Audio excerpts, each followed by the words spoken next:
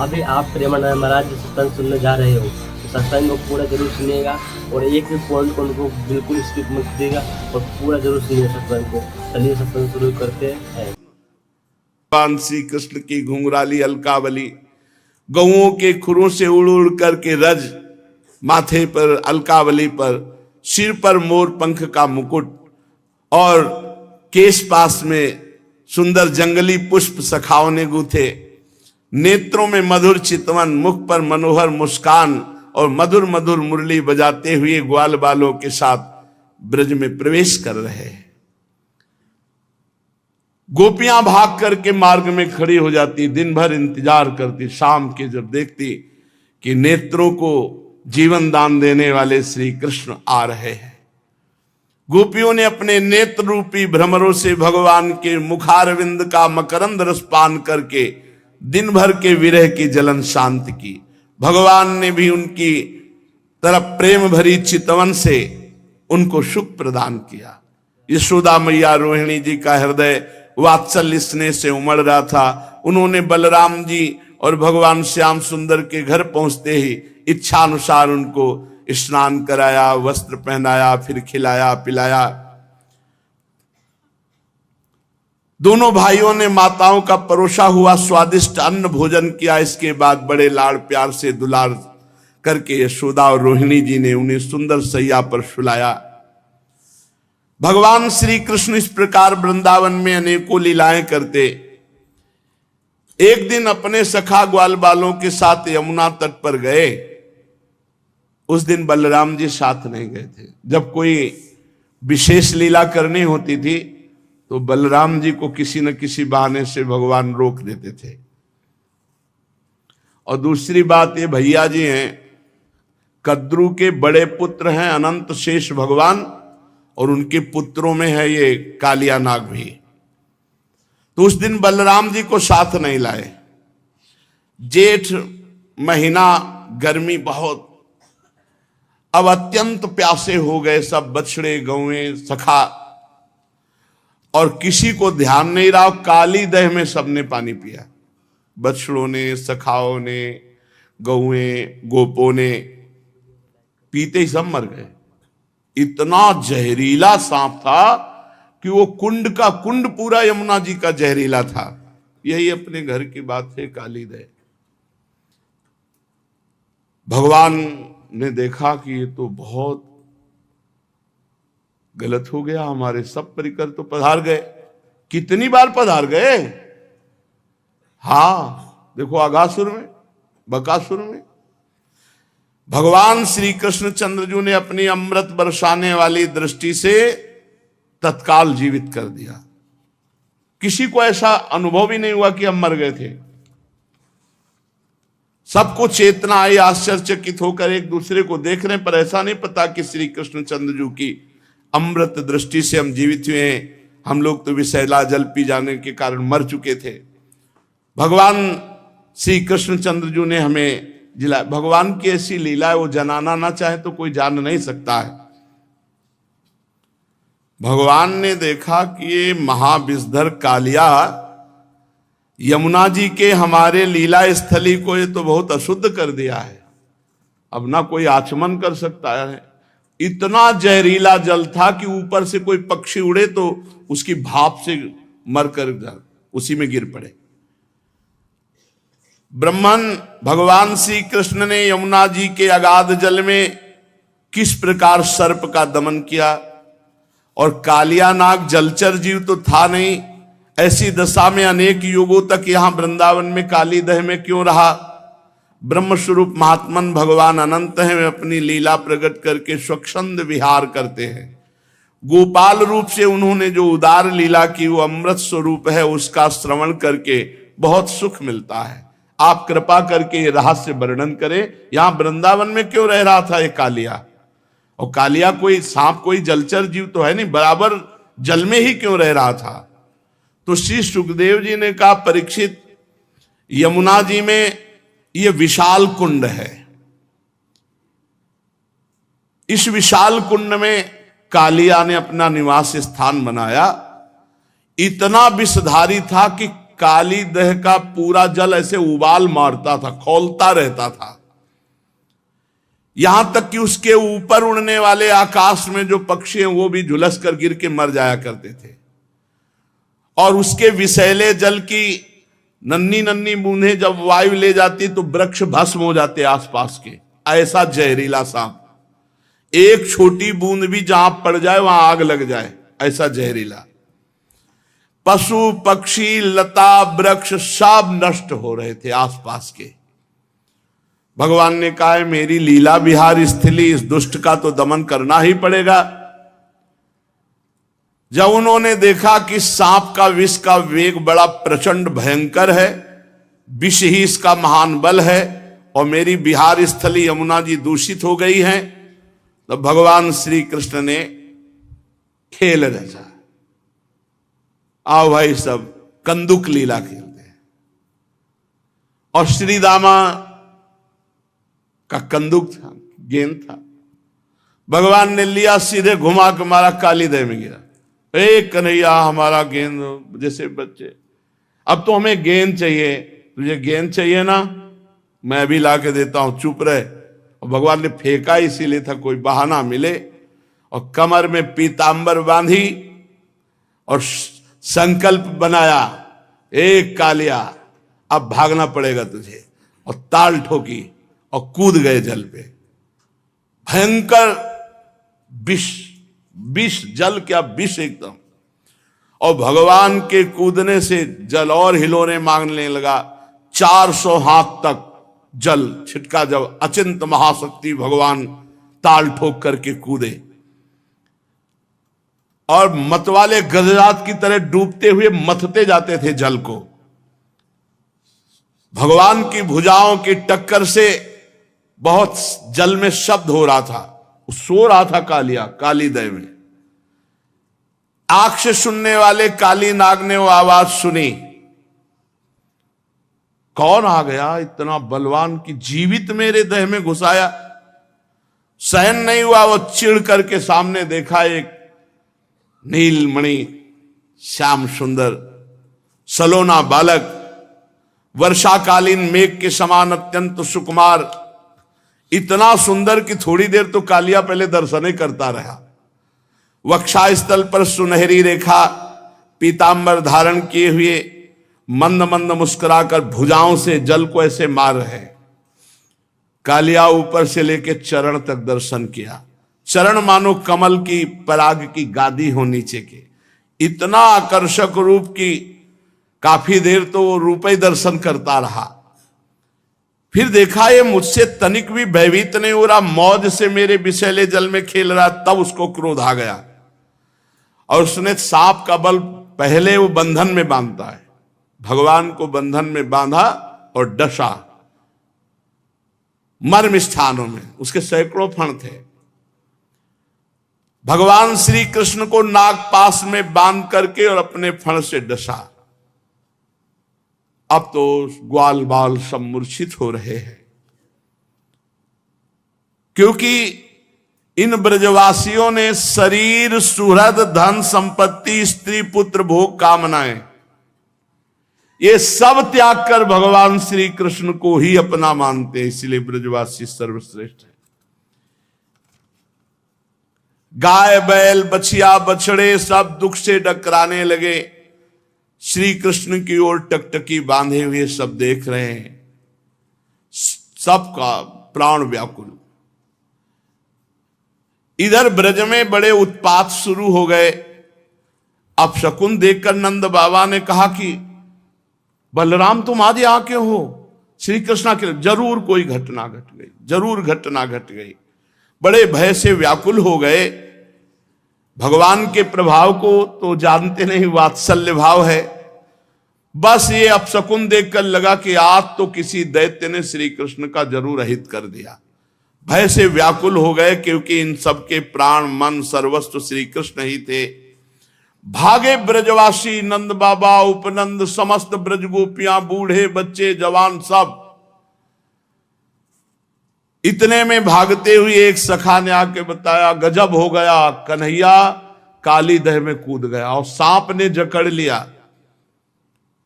अब तो बलराम जी व्याकुल नहीं है, क्योंकि जानते हैं कि हमारे ऊपर शयन करने वाले सांप से तो उनको कोई भय है नहीं, और उनको विष से क्या भय है।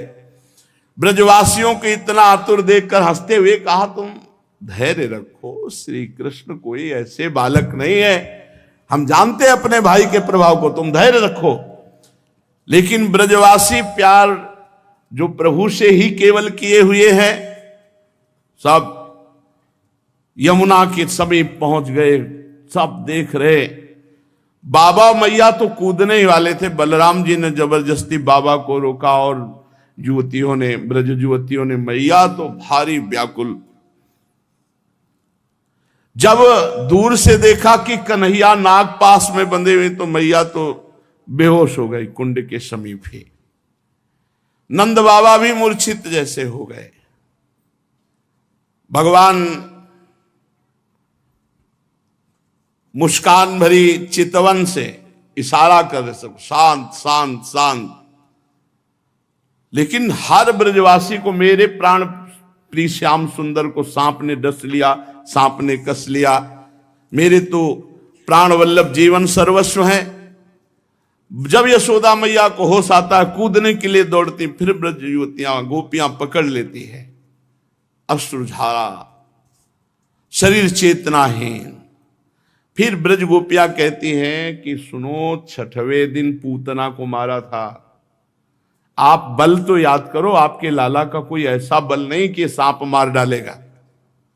पर अधिकांश तो धीरज बंधाने वाले नहीं थे, सब मूर्छित पड़े हुए थे। नंद बाबा के तो प्राण श्री कृष्ण थे, जब देखा सांप ने पकड़ रखा है, बहुत विकल। बलराम जी ने बाबा आप समझो, ये हमारे श्री कृष्ण कोई, पर कौन समझने वाला। तो बलराम जी ने अपनी भागवती शक्ति का प्रयोग किया, सबको जड़ता भाव, कोई कदम आगे नहीं बढ़ा सकता, नहीं तो इतने प्रेम में कोई समझा नहीं, सब काली देह में डूब जाते। अपने भागवतिक बल से सबको जड़ता भाव प्रदान कर दिया, सब एक कदम नहीं चल सकते। अब भगवान ने देखा कि हमारे ब्रजवासी जन तो बहुत दुखी हो रहे हैं, और सांप जो है बहुत प्रफुल्लित है कि हमने बांध लिया और काट लिया। भगवान ने अपने शरीर को मोटा किया, जे हुई उसकी नसें टूटने लगी, छोड़ के अलग खड़ा हो गया। फिर आग बबूला होकर के कालिया नाग ने फुफकार मारते हुए भगवान के ऊपर चोट की, नथुनों से विष की फुहारे निकल रहे, यानी कि काटे तो जहर। कुछ सांप ऐसे होते हैं, ऐसे करते हैं तो धार जैसी विष की गिरती है। अब भी हैं ऐसे कुछ सर्प हैं, लाल लाल आंखें किए मानो भट्टी तप रही हो, और मुख से लपटें निकल रही थी।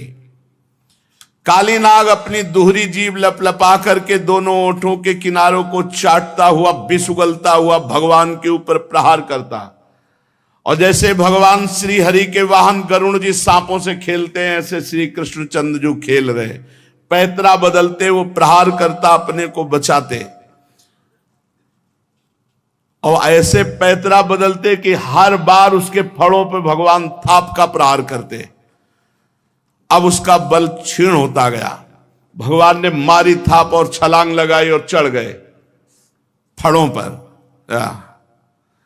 कालिया का कितना सौभाग्य, जो मुनियों के हृदय में भी ध्यान में नहीं आते, वो सीधे चरणारविंद मस्तक पर। कालिया के मस्तक पर लाल लाल मणियां थी, सर्प मणि। उन मणियों से भगवान के चरणों की और शोभा हो गई। नृत्य गान समस्त कलाओं के आदि प्रवर्तक जगत गुरु भगवान श्री कृष्ण नृत्य करना चाहते हैं। ये देख करके देवता गंधर्व अपने अपने संगीत वाद्य और भगवान उसके सिर पर नृत्य करने लगे। नृत्य के आचार्य आदि प्रवर्तक है, सब विद्याएं इन्हीं से प्रकट हुई। भगवान के प्यारे भक्त गंधर्व सिद्ध देवता चारण देवांगनाएं जब देखा भगवान नृत्य करना चाहते हैं, तब बड़े प्रेम से मृदंग ढोल नगाड़े दुंदुभियां पुष्पों की वर्षा करते हुए ये सब बज रहे, ताल के साथ भगवान नृत्य कर रहे उसके फड़ों पर। अखिल ब्रह्मांडों का भार लिए हुए भगवान उसके फड़ों, नस नस टूट गई, सारा अभिमान चूर चूर हो गया, मुख से खून उगलने लगा। और जो फण नहीं झुकाता तो ऐसी ठोकर मारते नाचते हुए एड़ी की बस खून उगल देता। प्रचंड दंडधारी भगवान के चरणों की चोट से कालिया नाग की जीवन शक्ति क्षीण हो गई, मुंह से नथुनों से खून उगलने लगा, चक्कर काटकर बेहोश हो गया। तनिक चेत होता, जहां आंख खोलता विष उगलता, भगवान जोर से चरणों की ठोकर मारते उसके फणों पर। नाचते नाचते भगवान ने उसका सब बल और अहंकार रौंद डाला। पुराण पुरुष महाबली भगवान श्री कृष्ण के चरणों पर खून की बूंदें ऐसी पड़ी थी मानो कालिया ने रक्तमय पुष्पों से भगवान के चरणों की पूजा की हो। तच्चित्र तांडव विरुगुण फलात पत्रो रक्तम मुखैरुर्वमन नृप भग्न गात्रा स्मृत्वा चराचर गुरुम पुरुषम पुराणम नारायणम तमरणम मनसा जगाम। भगवान तांडव करते हुए फणों को उसके ऊपर छिन्न भिन्न हो गए। अब जब देखा कि बस मरने वाला ही हो तो उसे याद आई, हे पुराण पुरुष पुरुषोत्तम भगवान नारायण हमारी रक्षा कर। और ये पता नहीं कि वही चढ़े हुए हैं। भगवान श्री कृष्ण के उदर में संपूर्ण विश्व ब्रह्मांड है। भारी बोझ से कालिया का ये छोटा मोटा बलवान नहीं, गरुण से लड़ पड़ा था, गरुण जी से। और जब गरुण जी का प्रहार पड़ा तो भागकर यहां छुप गया। भगवान की प्रहार से सब अहंकार चूर हो गया, छिन्न भिन्न हो गए फण उसके। खून की उल्टी करती हुई भगवान नारायण का स्मरण किया। उसकी पत्नियां हाथ जोड़कर भगवान की शरण में आई, नाग पत्नियां चोटी खोल करके। यह अत्यंत दैन्य भाव होता है।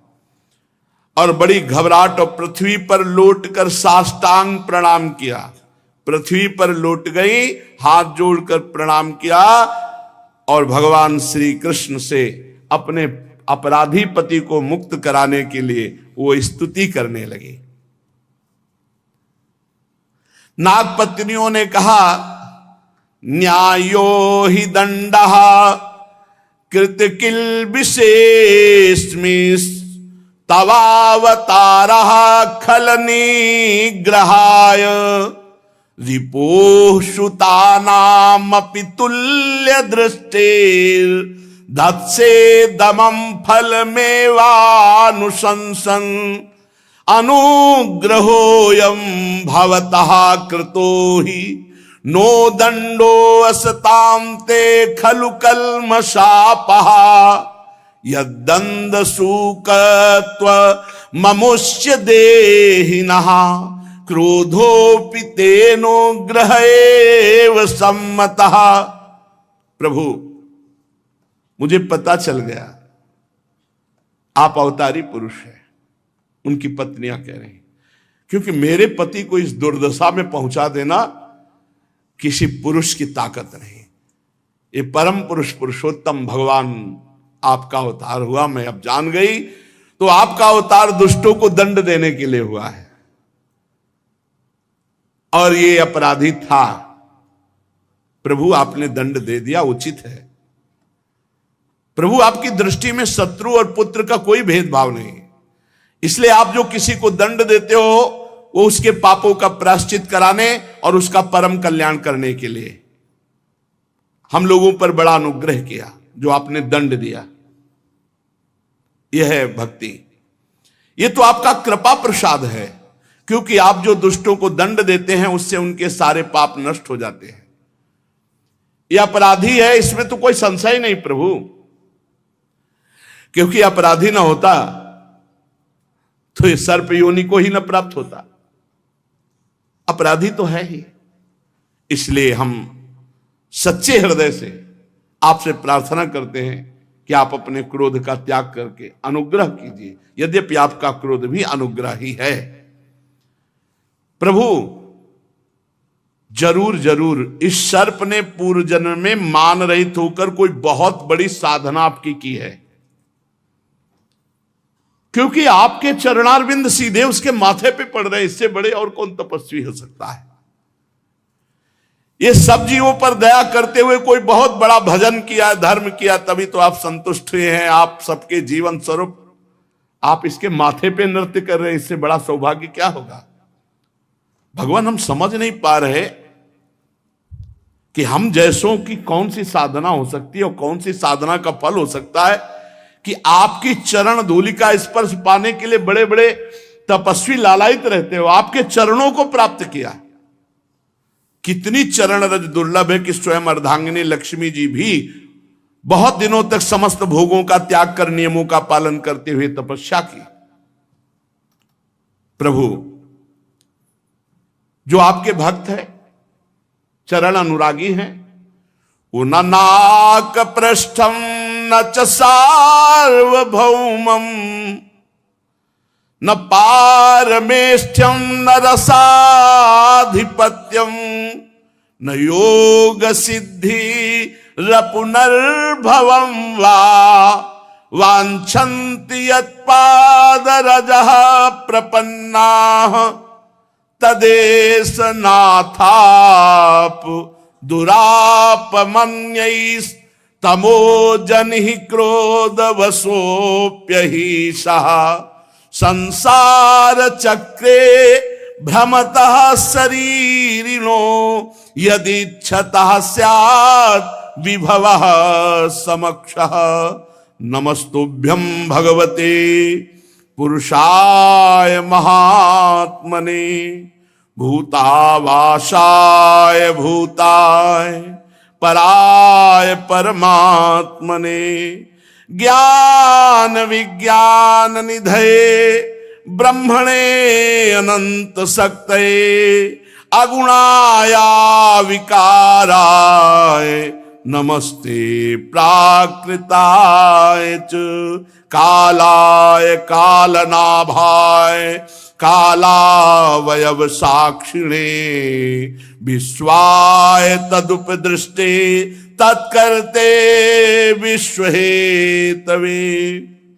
नागपत्नियां विनय कर रहे, हे प्रभु, आपके चरण कमलों की धूल की शरण जो ले लेते हैं उनको ऐसा आनंद प्राप्त होता है कि वो स्वर्ग का राज्य नहीं चाहते, वो पृथ्वी की बादशाही नहीं चाहते, वो रसातल का राज्य नहीं चाहते, वो ब्रह्मा का पद नहीं चाहते, वो अणिमाद योग सिद्धियां नहीं चाहते, यहां तक कि जन्म मृत्यु से छुड़ाने वाले कैवल्य मोक्ष की भी इच्छा नहीं करते।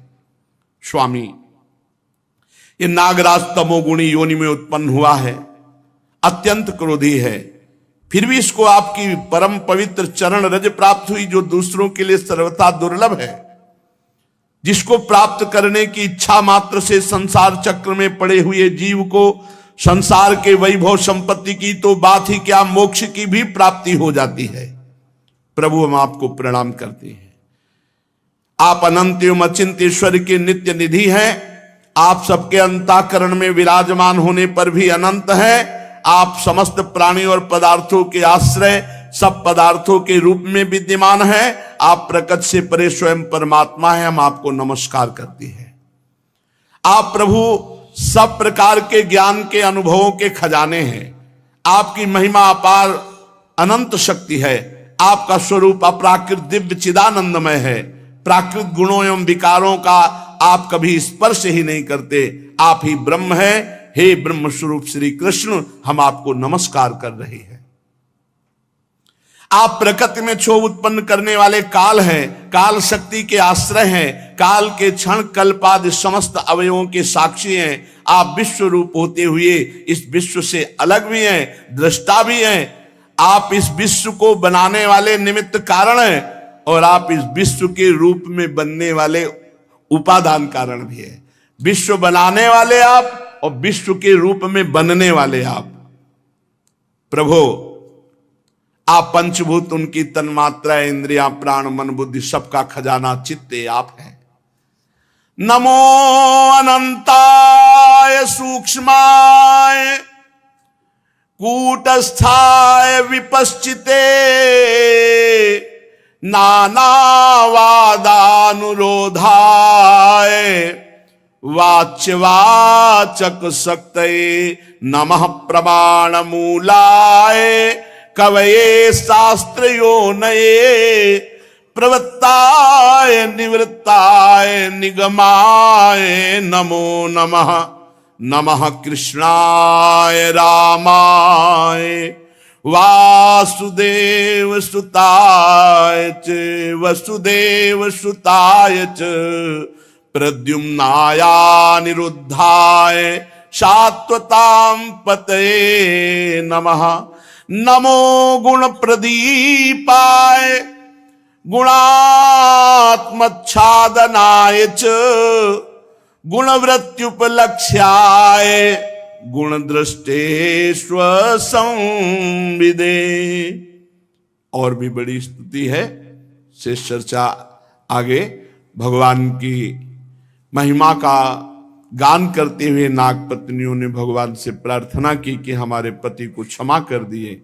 बड़े सुंदर शास्त्र के अनुभूत महापुरुषों के हृदय में जो वृत्तियां होती हैं, ये नाग पत्नियां बड़ी तपस्वी हैं, बड़ी भजनानंदी हैं, जो भगवान की ऐसी महिमा का गान करती हैं। हो अनुकूलता हो या प्रतिकूलता हो, मान हो या अपमान हो, निंदा हो या स्थिति हो, समान भाव रखे तब माना जाएगा इष्ट प्रेम या गुरु प्रेम। जोई जोई प्यारो करे सोई मोई भावे। ये कोई सरल भाव नहीं है। प्यारे ने कैंसर दे दिया भावे, गाओ जोई जोई प्यारो करे सोई मोई भावे। अनुकूलता में तो सब गाते जोई जोई प्यारो करे सोई, प्रतिकूलता में गाओ जोई जोई प्यारो करे सोई मोई भावे। आगे कह रहे द्वंद्वाती तो विमत्सरहा, जो भगवान का भक्त होता है उस पर किसी भी द्वंद्व का प्रभाव नहीं पड़ता, सिद्ध महापुरुष पर।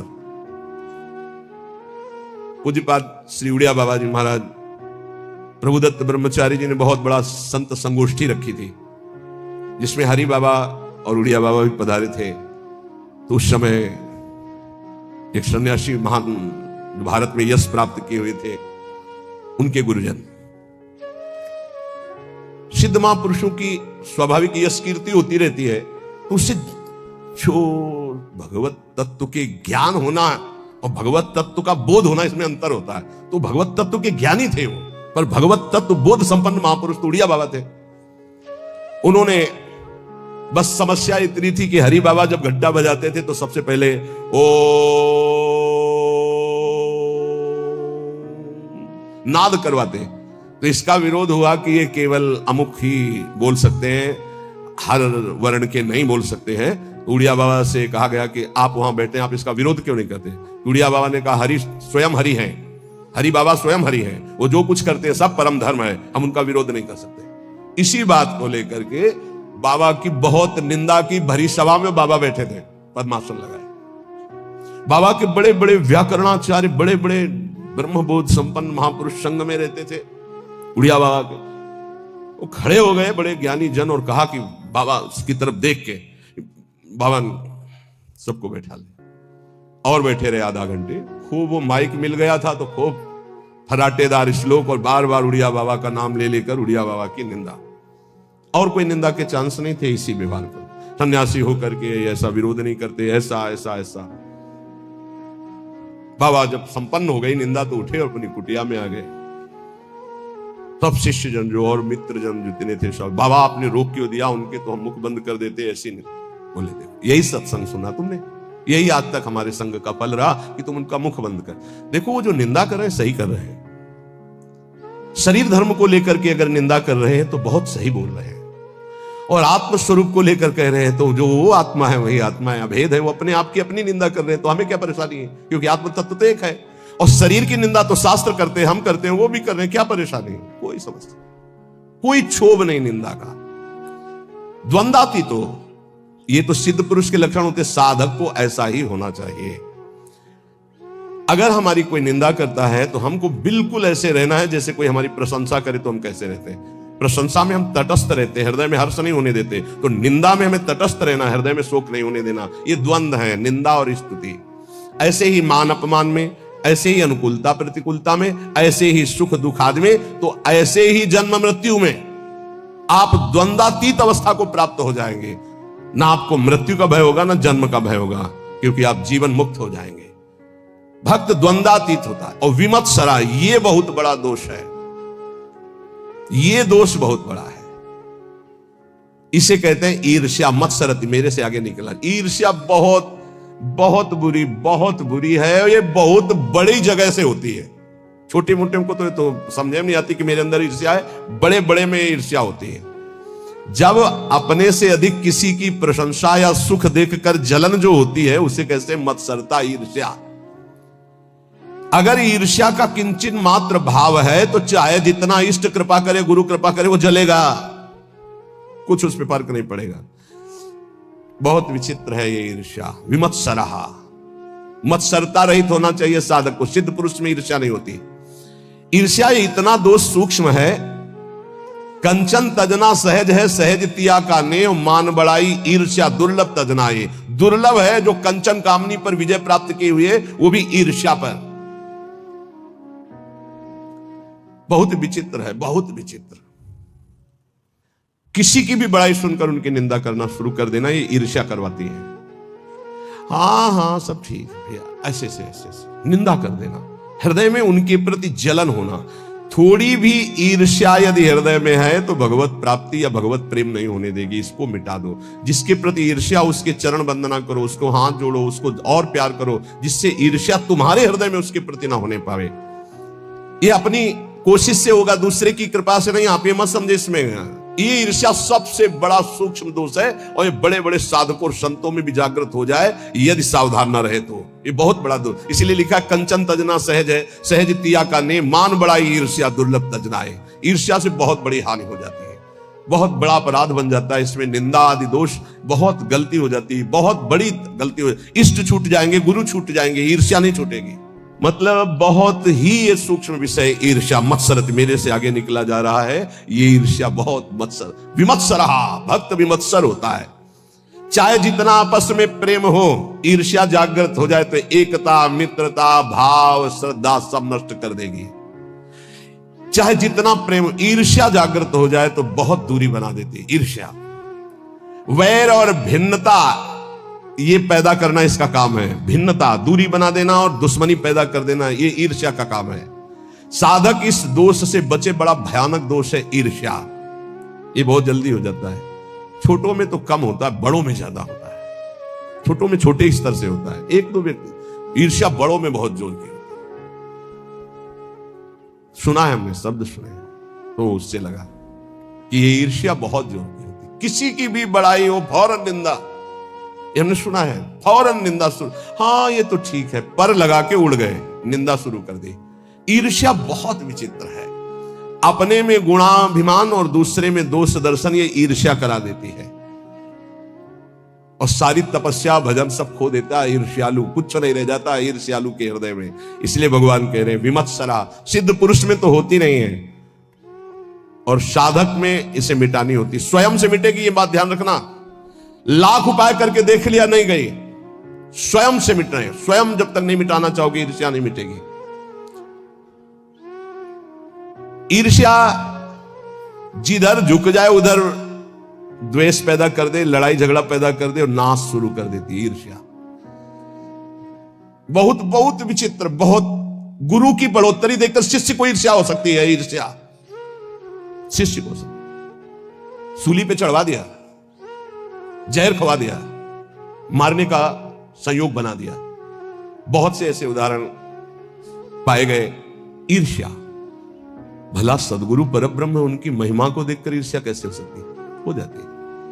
जब अपने में गुणाभिमान होता है तब ये ईर्ष्या हो जाती है। यहां तक शिष्य की महिमा को देखकर गुरु के हृदय में ईर्ष्या पैदा हो गई। ऐसा है। जबकि शिष्य तो अपना पुत्र, अगर उसकी महिमा बढ़ती है तो गर्व का विषय होता है कि हमारा ही तो बेटा है, हमारा ही तो वैभव है ये। पर ऐसा नहीं। जहर खिलाने की चेष्टा की गई शिष्य को। चरित्र में, रामानुजाचार्य जी के चरित्र में पढ़ के देख लीजिए। ईर्ष्या बड़े स्तर में प्रकट हो जाती है। अगर ब्रह्म बोध नहीं, भगवत प्रेम की प्राप्ति नहीं, तो ये प्रकट हो जाएगा, ईर्ष्या प्रकट हो जाएगी। सदगुरुदेव भगवान के वचन। किसी भी क्रिया की प्रतिक्रिया ईर्ष्या से हो सकती है। किसी भी क्रिया की प्रतिक्रिया, ये गुरुजनों के प्रति भी हो सकती है, शिष्य के प्रति भी हो सकती है, मित्र के प्रति भी हो सकती है, बहन बहन में हो सकती है, भाई भाई में हो सकता है, पिता पुत्र में, कहीं भी ये ईर्ष्या हो सकती है। और ये सर्वनाश के सिवा इसका कोई परिणाम नहीं होता। केवल नाश और पतन के सिवा इसको कोई परिणाम नहीं होता। ये शब्द याद कर, ईर्ष्या का केवल, किसी और का नहीं, अपना। ईर्ष्या केवल नाश और पतन के सिवा और कुछ नहीं देती है। इसलिए सुखपूर्वक संसार बंधन से मुक्त होने के लिए इस ईर्ष्या का अवश्य त्याग करें। श्री भगवान आगे कह रहे, क्षमा सिद्धाव सिद्धौ च। साधक दोनों बात में समान भाव रखे, सिद्धावस्था और असिद्धि में। साधना सफल होती नहीं दिखाई दे रही तो भी हमारी सफल, राधा नाम व्यर्थ जाएगा क्या? वृंदावन वास, वृंदावन आना, सत्संग सुनना व्यर्थ जाएगा क्या? हमारे अंदर ठीक है, दिव्यता नहीं आ रही तो आज नहीं आ रही, कल आएगी, नहीं आएगी तो नहीं आएगी। राधा राधा राधा, भगवान आदेश करे। क्षमा सिद्धाव सिद्धौ च, कह रहे यदच्छा लाभ संतुष्टो द्वंद्वातीतो विमत्सरा समा सिद्धाव सिद्धौ च कृत्वापि न निबध्यते। हम अपनी साधना को ठीक तरह से कर रहे हैं, अगर हमारे अंदर निर्विकारता नहीं आई, दिव्यता नहीं आई, चमत्कार नहीं आई तो मुझे बिल्कुल निराश नहीं होना है। आज नहीं आई तो जाएगी कहां? अवश्य आएगी, क्योंकि खेती वही है भाई। किसी कोई आज फसल काट रहा है तो कल हमारा नंबर आ रहेगा काटने का। हमको निराश नहीं होना है। सिद्धि असिद्धि में सम रहने का मतलब है राग द्वेष हर्ष शोक आदि विकार ना होना। सिद्ध असिद्धयो सबो भूत्वा। ऐसा लग रहा है कि मुझे साधना का बड़ा लाभ मिल रहा है तो फूलो मत। ऐसा लग रहा है इतने दिन हो गए करते हुए कोई लाभ तो नहीं मिल रहा, तो चूक मत करना, लाभ निश्चित मिलेगा, समय का इंतजार करो। सिद्धि असिद्धि में सम रहो, अर्थात तुम्हारी साधना में कोई फर्क नहीं पड़ना चाहिए। क्यों? क्योंकि मैं प्रभु के लिए कर रहा हूं, प्रभु मेरे लिए जो विधान कर रहे हो बहुत मंगल में कर रहे हैं। मैं नीच अधम इस योग्य नहीं हूं कि अभी स्थिति आवे इसलिए वैसे रख रहे। जैसे रखो, जोई जोई प्यारो करे सोई मोई भावे, सिद्ध पुरुष। तो साधक को ये लक्षण धारण करना है। कृत्वापि न निबध्यते, ऐसा योगी कभी बंधता नहीं है। जो यदच्छा लाभ संतुष्टो द्वंद्वातीतो विमत्सरः, जो द्वंद्वों से अतीत है, ईर्ष्या रहित है, जैसे प्रभु रख रहे वैसे राजी है। और जो सिद्ध्या सिद्धियों समोभूत्वा, सिद्धि असिद्धि में सम है, उसको त्रिभुवन में कोई बांध नहीं सकता। वो जीवन मुक्त महापुरुष है। इसलिए भगवान इस श्लोक में सिद्धों के लक्षण बता रहे, साधकों को यही धारण करना है। कई प्रश्न आते हैं कि 6 महीने से नाम जप कर रहा हूं, कुछ 6 महीने से नाम जप कर रहा हूं, कोई लाभ तो नहीं मिल रहा है। जन्म जन्म मुनि जतन कराई। कितने जन्म से तुम्हारा कितना हिसाब किताब जमा है? 6 महीने से किस कोटि का भजन कर रहे हो? कितने पाप नष्ट हो गए तुम्हें क्या पता है? ईमानदारी से आज्ञा का पालन करते हुए चुपचाप भजन करते रहो, तुम्हारा मंगल हो जाएगा। सिद्धि असिद्धि में सम रहो, मान अपमान में सम रहो, लाभ हानि में सम रहो, सुख दुख में सम रहो। किसी से ईर्ष्या मत करो, ये ईर्ष्या सर्वनाश कर देती है। विमत्सरः, ईर्ष्या, जिससे ईर्ष्या हो जाए उसकी चरण वंदना करो, सब बहुत जल्दी ठीक हो जाएगा। लेकिन वो ऐसा नहीं होगा। जिससे ईर्ष्या करेगा वो वक्र दृष्टि से देखेगा इसे। अगर ये ना रहे तो मैं सुखी हो जाऊं, ऐसा ईर्ष्या अनुभव कराती। सामने कमरे वाला अगर ना रहे ना तो बहुत बढ़िया भजन हो। अगर मैं कहीं ऐसी जगह रहूं कि इसका चेहरा ना देखना पड़े, ईर्ष्या ऐसा नहीं। हमारे अंदर कमी, उसको हमें दूर करना है, बाहर वाले से नहीं। हम अगर अपनी ईर्ष्या को सुधार लिए, सिद्धि असिद्धि में सम हो गए, जैसे मुझे प्रभु रख रहे वैसे अभी हमें परमानंद की अनुभूति हो जाएगी। देखो, भगवान की आज्ञा अनुसार चलोगे तो जीवन का परम लाभ प्राप्त हो जाएगा। बढ़िया अवसर निकल चलो, कोई विश्वास खाली ना जाए। राधा राधा राधा, और सब कुछ सहना सीख जाओ। बस इसी से परमात्मा प्राप्ति होती है। तुम जैसे हो वैसे भगवत साक्षात्कार कर सकते हो। हमारी बात ध्यान रखना। काम है, क्रोध है, लोभ है, चिंता मत करो। ये नारकी गति प्रदान करने वाले शत्रु हैं, पर हम जिनके शरणागत हैं उनके प्रभाव से, जैसे जंगहा लोहा पारस के प्रभाव से सोना बन जाता है, तो पारस भी तो जड़ है। जड़ पारस अपना स्वभाव नहीं छोड़ती, तो चैतन्य घन परमात्मा और हमारी स्वामिनी किशोरी जो, वो अपना स्वभाव कैसे छोड़ देंगी? उनका स्वभाव ही है जो उनकी शरण में आ गया उसे निर्मल कर देना, प्रेम प्रदान कर देना। पर अपना कोई एक स्वप्न में भी नहीं होना चाहिए। सपने हो और न देखत कोई ऐसा सहयोगी नहीं है जो मुझे प्रियालाल में लीन करने का सहयोग करे। प्रियालाल से दूरी बनाने वाला मित्र तो मिल जाएगा। बड़ी विचित्र चाल माया की है। तुम्हारे में परमात्मा है जिसे तुम नहीं जान पा रहे हो, वही जनाने के लिए गुरुजन प्यार करते हैं। पर वो फिर क्या करता है? वो अपने में गर्व करके आज्ञा का उल्लंघन शुरू कर देता है, और उसको ऐसे जन मिलते हैं कि उसको सपोर्ट करते हैं उल्लंघन करने के लिए। अब वो जो उसकी चित्त वृत्ति गई थी कि इसको परमात्मा प्राप्ति कराएंगे, अब उस चित्तवृत्ति ने उसके चिंतन पर बाधा पहुंचा दी, गलत समय गया और अशांत असंतुष्टता पैदा करने की चेष्टा कर दी उस संग ने। इसलिए साधु को, साधक को, भक्त को सदैव असंगता पर ध्यान देना चाहिए। या तो सुलझा हुआ व्यक्तित्व साधुता का, उसका संग, तद्व्रतेषु जो भगवत प्राप्ति करना ही चाहता है ऐसे का संग, अन्यथा सर्वात्मना न विसजित बहिरिंद्रियाणि एकश्चरण। एकश्चरण, कभी सपन में भी ये न सोच ले कि मेरा परमार्थ का कोई सहयोगी हो जाएगा। जैसे भगवान करुणा करके आखिरी बात अर्जुन से कहते हैं, मेरी बात मान लो, सर्वधर्मान परित्यज्य मामेकम शरणम व्रज अहम त्वाम सर्व पापेभ्यो मोक्षयिष्यामि। अर्जुन, ये अत्यंत गूढ़ बात कह रहा हूं, ये सबके सामने प्रकाशित होने वाली नहीं। तुम मेरे प्रिय हो, इस मेरी आत्मा हो, इसलिए मैं तुम्हें कह रहा हूं, मान जाओ, ऐसे चलो, ऐसे चलो। तब तुम्हें पश्चाताप होगा जब अटैची तैयार करोगे और सामने से ट्रेन छूट गई। ये एक ही बार ट्रेन मिलती जीवन में, परम पद के लिए एक ही ट्रेन है, सद्गुरुदेव की कृपा।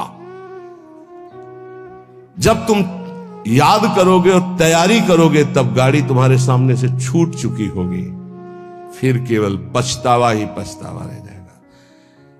एक हवा आती है जैसे अभी चली है, मान लो हमारी बात मान लो, हम खोल के कह रहे हैं, खुला कह रहे हैं, ये हवा आई है तुम्हारे कल्याण के लिए। ये केवल हवा है, अनुग्रह की वायु है, अनुग्रह की वायु, केवल कृपा वायु। जो इस वायु में पड़ जाएगा वो निकल जाएगा। और ये ज्यादा दिन के लिए अनुग्रह वायु नहीं होती। जैसे पछियाव चला उसका अलग प्रभाव, पश्चिम की वायु चली, उत्तर की वायु चली, दक्षिण की, हर वायु का अपना प्रभाव है। ये अनुग्रह वायु है, ज्यादा दिन नहीं रहती अनुग्रह वायु, ये ध्यान रखना। जहां विशेष अनुग्रह वर्षा होती है वहां ज्यादा दिन नहीं होता, वो तत्काल ढका जाता है, क्योंकि कलयुग और माया दोनों का भी प्रभाव बढ़ना चाहिए।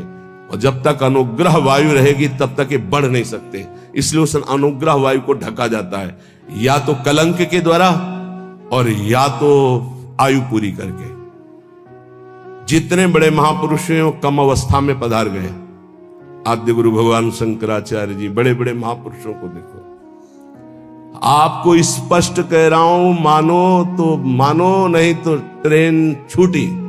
ये केवल अनुग्रह वायु, केवल अनुग्रह वायु, चीख के कह रहा हूं, पकड़ लो, पकड़ लो, नहीं बाद में केवल हाथ मलते रह जाओगे। केवल कृपा ही है, कृपा।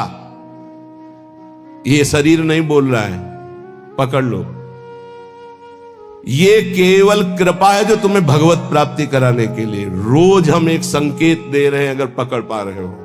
कल कहा था सबकी वर्दी तैयार है, केवल आपको अपने तन का ये जो कपड़ा है इससे प्यार हटा दो जितनी जल्दी। पोशाक बनी बनाई तैयार है, भाव दे कि तुम्हें तत्काल मिल जाएगी गुरु प्रसाद से।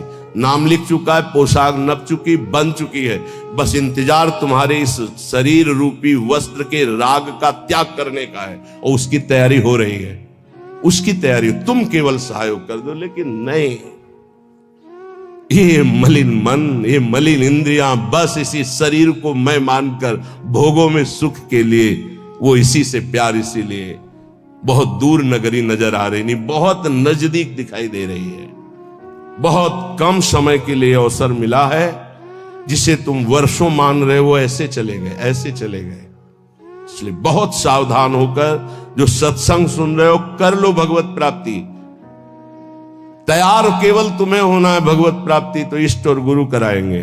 केवल तैयारी तुम्हारी है। अगर चूक कर गए, आपसे सच्ची कह रहे हैं, इस समय इसमें कोई जीवात्मा नहीं बोल रही, तुम्हें बात समझ लेना। जैसे भूत का आवेश होता है ना, तो झाड़ने वाला कहता है ये भूत बोल रहा है। इसमें गुरु कृपा से परमात्मा तत्व बोल रहा है। अगर तुम पकड़ पाओ तो पकड़ लो। खुला तुम्हारे कल्याण की बाजार लगी है, ये बाजार लग गई कल्याण की। इसमें कोई साधक नहीं बोल रहा है, इसमें कोई जीवात्मा नहीं बोल रहा है। ये हम इसलिए परिचय दे रहे, पकड़ पाओ तो पकड़ पाओ। वो स्वयं बैठ करके तुम्हारे कल्याण के लिए कर रहा है। उसे ये केवल ढांचा तुम एक व्यक्ति का देख रहे हो, तुम्हारे कल्याण के लिए वो केवल बोल रहा है, कल्याण के लिए केवल इस शरीर को चला रहा है, कल्याण के लिए केवल चेष्टा कर रहा है। अगर पकड़ पाओ तो पकड़ पाओ। ऐसे अवसर जब आते हैं तो बहुत कम समय के लिए ऐसे अवसर आते हैं। बहुत चतुर प्रवीण आदमी होता है जो सौदा तय कर लेता है और धनी बन जाता है, नहीं तो लोग इंतजार करते रहते हैं, जन्म जन्म इंतजार करते रहते हैं और सौदा नहीं हो पाता। गुरु से सौदा, तन मन प्राण श्वासें दे करके, नाम और मंत्र ले करके उनकी कृपा से निहाल हो गए। आज तक जिसने सौदा किया, लेकिन सौदा कोई बिरला ये कर पाता है। तन मन प्राण श्वासें गुरुदेव को दे दिया उनकी आज्ञा पर, और नाम मंत्र ले लिया, उसके प्रभाव से भगवदानंद में डूब गया। नहीं समझ में आएगा, नहीं समझ में आएगा। केवल गुरु आज्ञा का पालन करके भगवत प्राप्ति से ही गुरु ऋण से उऋण हो सकते हो, अन्यथा किसी और वैभव से या और किसी तपस्या से गुरु ऋण से नहीं उऋण हुआ जा सकता। मातृ ऋण, पितृ ऋण और ऋषि ऋण सबसे उऋण हो सकते हो, गुरु ऋण से नहीं। गुरु ऋण से सिर्फ भगवत प्राप्ति से उऋण हुआ जा सकता है। ये लिफाफा रखने से, ये नाना प्रकार की भोग सामग्री देने से तुम गुरु दीक्षा का दक्षिणा नहीं दे सकते हो। ये दक्षिणा, हम बोले राधा श्री कृष्ण बिक जाए तो भी इसकी कीमत नहीं दे सकते हैं। वो कह रहे हैं आधा नाम ही मुझे खरीदने के लिए पर्याप्त है, पूरा धा बोलना तो बहुत बड़ी बात है। श्वास, प्राण, मन, तन समर्पित गुरु को, उनकी आज्ञा पर कर्तव्य कर्म करना। मन समर्पित गुरु को आराध्य देव के नाम मंत्र और उनकी लीला चिंतन में लगाना। श्वास कोई खाली ना जाए, ये भेंट गुरुदेव को। तन मन प्राण कहते श्वासों को ही। अगर तन मन प्राण समर्पित हो गया तो सौदा पक्का। वो तुम्हारे अंदर है, किसी साधना से वो बढ़ता या घटता नहीं है। असाधन से घटता नहीं, साधना से बढ़ता नहीं है। ये अज्ञानी जीव नहीं समझ पा रहे। साधन से वो बढ़ता नहीं है, असाधन से घटता नहीं है। केवल असाधन त्याग से साधना करने से पर्दा हटता है, बस। तुम हटा पाओ नहीं, खुद हटा के दर्शन दे देंगे। कपट का पर्दा झपट करके लाडली लाल फाड़ देते हैं, उनका वैसे हो जाते हैं, अधीन हो जाते हैं। पर ये अहंकारी जीव अधीन होना जानता ही नहीं। लाख प्रयास करो, वो समझ ही नहीं पा रहा है कि अनंत जन्मों के बाद मुझे ऐसा अवसर हरि ने दिया है मुक्त होने के लिए। इसलिए भाई प्रार्थना है, मान लो इस समय आपको अवसर मिला है केवल भगवत प्राप्ति का। सावधान होकर के अगर सुन लिए, समझ लिए तो भगवत प्राप्ति बहुत इससे ज्यादा सरल सृष्टि में कोई कार्य नहीं है भगवत प्राप्ति जैसा। संसार में सब जन यही कहते हैं कि भगवत प्राप्ति जैसा कठिन कोई कार्य नहीं है, और हम आपको वृंदावन की भूमि से कहते हैं भगवत प्राप्ति जैसा कोई सरल कार्य नहीं। ये कब? जब केवल प्रभु अपने हो जाए तब। और प्रभु को अपनापन में ना ले करके अपनापन शरीर और शरीर संबंधियों से, तो जन्म जन्म मुनि जतन कराहे, जन्म जन्मांतर करते रहो बहुत दूर नगरी। अगर गुरु कृपा से बात समझ में आ जाए कि डुभोरी सखी के स्वप्न में और कोई नहीं, जागृत की तो जाने दो, स्वप्न में कोई नहीं। प्रियाजू, हमें कहीं अब और ठौर नहीं है, आपके सिवा कोई और नहीं है। हो गई भगवत प्राप्ति, आप देख लेना। जैसे छोटा बच्चा जरा सा विचलित होता है तो मां दौड़ पड़ती, गोदी में ले लेती है। ऐसे हमने श्री जी को देखा है। जरा सा शारीरिक या मानसिक बात हो तो तत्काल लाडली जो मुस्कुराती हुई, उनके प्यार, उनको बुलाना नहीं पड़ता, उनके प्यार उनके दुलार को देखना है तो उनके सिवा किसी और को अपना मत मानना, कोई और है ही नहीं। पर अब आप माने हुए हो और किसी और को मत मानना, जिसे और मानते हो उसे अंदर से राग हटा दीजिए, फिर देख लो हमारी लाडली जू का प्यार कैसा है। मनन करना हमारी इन प्रार्थनाओं को, हमारी इन बातों को। सच्ची कहते हैं इस समय कृपा की वायु चल रही, अगर वायु के अनुकूल चल जाओगे तो नौका भवसागर से पार हो जाएगी, और प्रतिकूल कोशिश करोगे तो भंवर में फंस जाएगी। वायु का कुछ नहीं बिगड़ता, वो तो आई और गई। वो सिर्फ आपकी कृपा, वायु आपका कल्याण करने के लिए आई है। उसे पकड़ लो तो पकड़ लो। अर्जुन से साक्षात भगवान कह रहे हैं कि मेरा अवतार ही इसीलिए होता है, धर्म की स्थापना और अधर्म का जो बढ़ावा करने वाले हैं उनका विनाश। समझा? फिर इसके बाद तो प्रश्न ही नहीं होना चाहिए था जब अर्जुन को परिचय दे दिया कि मैं कौन हूं, मैं किस लिए आता हूं। अब इसके बाद परिचय जब प्राप्त हो गया तो फिर प्रश्न कैसा रहा। लेकिन नहीं सही ढंग से सुना तो दिखाना पड़ा। दिखाने के बाद भी प्रश्न बंद नहीं हुआ, नहीं वही बंद होना चाहिए था। जब जान लिया त्वमादि देवा पुरुषा पुराणा तुमस्य विश्वस्य परम निधानम वेतासि वेद्यम परमम च धाम त्वया ततम विश्वमनंत रूपम। जब जान लिया तो अब प्रश्न कैसा बन सकता हो। ये उन्हीं अर्जुन जी के वचन है। तुमादि देवा पुरुषा पुराणा तुमस्य विश्वस्य परम निधानम वेतासि वेद्यम परमम च धाम त्वया ततम विश्वमनंत रूपम। प्रभु मैं देख रहा हूं वायुर्मोग्निर्वरुणा शशांका प्रजापतिस्तम प्रपिता महस्य नमो नमस्तेस्तु शास्त्र कृतव्या पुनरस्य भूयोपि नमो नमस्ते। अब प्रश्न कहां रह गया? लेकिन फिर भी प्रश्न हुआ। सर्वतो भावेन एक बात कह करके भगवान ने विश्राम की। सर्वधर्मान परित्यज्य मामेकम शरणम व्रज। बहुत प्यार से कही। सब कुछ समझाने के बाद भी यदि ये समझ में नहीं आता तो फिर अभी भगवान के द्वारा वो विधान नहीं बना जिस विधान के लिए अनुग्रह वायु तुम्हें प्रेरित कर रही है। नहीं तो मान जाओ, इसमें तुम्हें मानना होगा। ये तुम्हारी तरफ से, प्रभु की तरफ से तो पूरा प्रवाह आ रहा है कृपा का। दोनों चरणों की वंदना करते हैं ब्रह्मा जी। जब कोई नाम जपने का नियम लेता, नाम सिद्ध नहीं, नाम जपने का नियम लेता है, जो ही वो नाम जापक नाम शुरू करता है तो हाहाकार मच जाता है मन के अंदर। तभी वो साधक कहता है बहुत पाप की वृत्तियां आती, गंदी बातें आती, ये वो आती नहीं, हाहाकार मचा दिया नाम ने। अब सबको निकलना पड़ेगा, निकल बाहर। बहुत जन्म से तुम हमारे मन बुद्धि में बस करके नाना प्रकार के कुकर्माचरण कराए, अब नाम का डंडा चला तो सब भागे अंदर से। और जो साधक सत्संगी नहीं होता वो डर जाता, अरे इससे तो अच्छा पहले था, बड़ी मौज मस्ती थी, और तो बड़ी जलन हो रही, बड़ा गंदा विचार आ रहा है। आ नहीं रहा, अब आग लग गई, अब निर्मल शुद्ध मन होगा। ब्रह्मलोक पर्यंत समस्त भोगों से वैराग्य प्रदान करने की सामर्थ्य नाम में। अब नाम जब शुरू हुआ, पापाचरण पाप प्रवृत्तियां नष्ट हुई, भारी पुण्य उदय हुआ। भोगों से वैराग्य, ब्रह्मलोक तक के भोगों से, मृत्यु लोक के भोगों की तो बात जाने दो। नाम जापक यह है लगन भगवत प्राप्ति की। ब्रह्मादि के भोग सब विषम लागत ताहि, नारायण ब्रज चंद की लगन लगी है जाई। जे ही नाम जापक ब्रह्मलोक तक के भोगों से वैराग्य होता है तो गुरुदेव में साक्षात भगवत बुद्धि पैदा कर देता है। नाम, ये नाम पैदा कर देता है।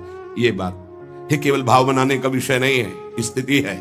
और गुरुदेव की तरफ देखता है तो उसे साक्षात पर ब्रह्म नजर आते हैं। ये नाम पैदा करता है भाव। भगवत विषयक तत्व ज्ञान उसके हृदय में प्रकाश। जब गुरुदेव के चरणों में साक्षात पर ब्रह्म बुद्धि हुई तो तत्व ज्ञान का प्रकाश हो गया। ये सब नाम जब से हो रहा है। तत्व ज्ञान का प्रकाश होते ही जन्म मरण की भ्रांति हेतु जो अविद्या थी वो जलकर भस्म हो गई और जीवन मुक्त महापुरुष हो गया। अब अखंड सच्चिदानंद भगवान का बोध या प्रेम जैसा साधक होगा, ज्ञान मार्गी साधक, ज्ञान बुद्धि प्रधान, तो अखंड बोध में स्थित हो गया। अगर भक्ति प्रधान तो अखंड प्रेम में, अभंग प्रेम को प्राप्त हो गया। ये नाम अपना कार्य इतना बड़ा करता है, ये नाम कार्य करता है। तत्व ज्ञान और भगवत प्रेम, गुरु में साक्षात परब्रह्म बुद्धि, और ब्रह्मा भी नमस्कार करें ऐसा महान उसका पद, और ब्रह्मलोक तक के भोगों से वैराग्य, ये सब नाम जापक के हृदय में प्रकाशित हो जाता है। अहं संहर दखिलम सकदुदयादेव सकललोकस्य तरणिरियुतिमिरासिं जयति जगन्मंगलम हरिर्नाम। आकृष्टिः कृतचेतसां सुमहता मुच्चाटनं चांहसा मां चांडाल ममूकलोक सुलभो वस्यश्च मोक्षश्रियः न दीक्षां न च दक्षिणां न च पुरश्चर्यां मनागीक्षते मंत्रोऽयं रसानास्प्रगेव फलति श्रीकृष्ण नामात्मकः। जब नाम जप शुरू करता है तो उपासक जैसे सूर्य भगवान उदय होते हैं, धीरे धीरे अंधकार नष्ट होता चला जाता है, अंतर की कोठरी भी प्रकाशित हो जाती है। ऐसे ही नाम संपूर्ण हृदय में ऐसा प्रकाश ज्ञान का करता है कि अज्ञान अंधकार नष्ट हो जाता है। जिस प्रकार सूर्य उदय होने मात्र से संपूर्ण संसार का अंधकार नष्ट हो जाता है, वैसे ही नाम उच्चारण मात्र से संपूर्ण जीव मात्र के संपूर्ण पाप और अज्ञान का नाश हो जाता है। पकड़िए, भटकने की, संशय करने की जरूरत नहीं। अतएव जगन मंगल प्रद श्री हरिनाम की जय हो। ये नाम ऐसी विचित्र शक्तिशाली सुलभ जिह्वा के स्पर्श मात्र से भगवत प्राप्ति, जिह्वा के स्पर्श मात्र से राधा राधा कृष्ण कृष्ण भगवत प्राप्ति आत्माराम बना देगा, आप्त काम बना देगा, पूर्ण काम बना देगा, चित्त को शुद्ध कर देगा, श्री कृष्ण को आकर्षित करके हृदय में प्रकाशित कर देगा। कुछ आपको नहीं करना, बस नाम जप करना। यज्ञ योग तप दान आदि ये सब नष्ट होने वाले हैं। कोई पाप बन गया, नष्ट हो गया, लेकिन नाम अमोघ अविनाशी ये सब पापों का नाश करके स्वयं जयति होता है, जय को प्राप्त होता है। हरसि हरि नाम जपत जय, सेवक जी महाराज कह रहे। नाम जापक को जिते विनायक, शुभ शुभ विघ्न करे नहीं कोई, विघ्न करे नहीं कोई, डरे कलिकाल कष्ट भय हरे सकल संताप। हरसि हरि नाम जपत जय, कलयुग के सारे दोष नष्ट हो जाते हैं। कोई भी देवी देवता ग्रह नक्षत्र से विघ्न नहीं पहुंचा सकता जिसकी जिह्वा पर नाम चल रहा है। चाहे वो कितना भी नीच प्रवृत्ति वाला क्यों न रहा हो, कितना बड़ा पापी क्यों न रहा हो, यदि वो नाम जब शुरू कर दिया तो अहेतु की कृपा से वो जगत मंगल करने वाला बन जाएगा। ध्यान दीजिए, सतरत सतरत सा लोकांतारयति, जिसने नाम को पकड़ लिया। वे पंते दुरितानि मोह महिमा सम्मोहमालंबते, सातंकम नखरंजनिम कलयति श्री चित्रगुप्त कृति। बड़ी महिमा। सानंदम मधुपर्क संभूति विधौ वेदाः करोत्युद्यमम्, वक्तुम नाम्नि तवेश्वराभिलषिते ब्रूमः किमन्यत् परम्। जे ही गुरु प्रदत्त नाम जपना साधक प्रारंभ किया, पाप थर्रा उठते हैं, कांपने लगते हैं। पुत्र पौत्र कलत्र भृत्य आदि की आसक्ति ममता मोह भस्म हो जाते हैं। एक एक शब्द अमृत है, पकड़ लो, कुछ और समझने की जरूरत नहीं। जे भी साधक गुरु प्रदत्त नाम जप में रुचि प्रकट किया, पाप थर्रा उठे। पुत्र पौत्र कलत्र भृत्य आदि की मोह ममता आसक्ति भस्म कर देता है नाम। प्राणी मात्र के पाप पुण्य का लेख करने वाले यमराज के प्रधानमंत्री प्रधान न्यायाधीश चित्रगुप्त जी कंपायमान होकर के तुरंत लेखनी उठाते हैं और यमपुरी के रजिस्टर से तुरंत उसका पत्ता साफ कर दे। नहीं भाई नहीं, इसने नाम जपना शुरू किया। बड़ी सातंकम भयभीत हो। जो वीडियो देखा है अभी प्रेमानंद महाराज जी सत्संग सुना है, अगर आप प्रेमानंद महाराज जी के बहुत बड़े भक्त हो तो इस यूट्यूब चैनल को सब्सक्राइब कर रहे बिना बिल्कुल मजा नहीं भाई। तो इस चैनल पे आपको रोज बढ़िया से बढ़िया सत्संग लाने की कोशिश करेंगे। हम अपने खुद कोशिश करेंगे बढ़िया बड़े सत्संग सुनने को मिले, जिससे आपके जीवन में परिवर्तन हो सके और अपने दोस्तों के जीवन में भी हो सके। जिसे शेयर करोगे तो उसके भी जीवन में परिवर्तन हो सके।